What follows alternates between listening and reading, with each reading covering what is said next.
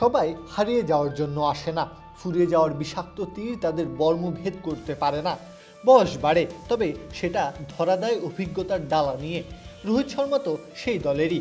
আফগানিস্তানের বিপক্ষে আরও একবার বলে গেলেন, এবেলায় শেষের স্লোগান তুলো না কেউ।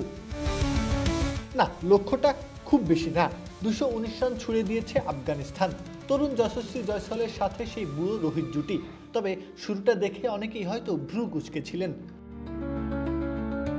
জয়সওয়াল আগ্রাসী সুরে ব্যাট চালাচ্ছে, রোহিত কিনা 24 বলে মোটে 14।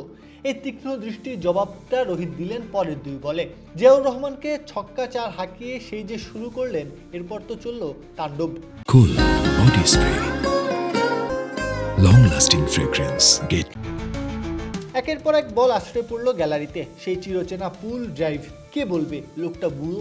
একেবারে শেষ বেলায় দাঁড়িয়ে 50 এলো 47 বলে। এরপর যেন আরও বেশি আক্রমণাত্মক হয়ে উঠলেন। আফগানিস্তানের বোলাররা অসহায় তাকিয়ে দেখেছে রোহিতের ক্লাস, সেই পুরনো ঝাঁজ। 34 নম্বর সেঞ্চুরি হাতছানি দিয়ে ডাকছিল তখন। রোহিতও সেই মায়ামন্ত্রে আকৃষ্ট হয়ে ছুটছিলেন, তবে সে ছোটা আর পূর্ণতা পেল না।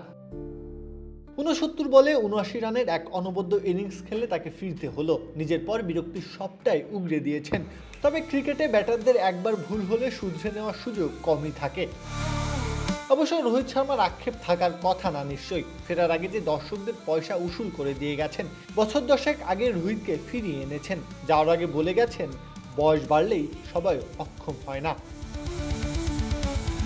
প্রত্যহ কাব্য, খেলা 71।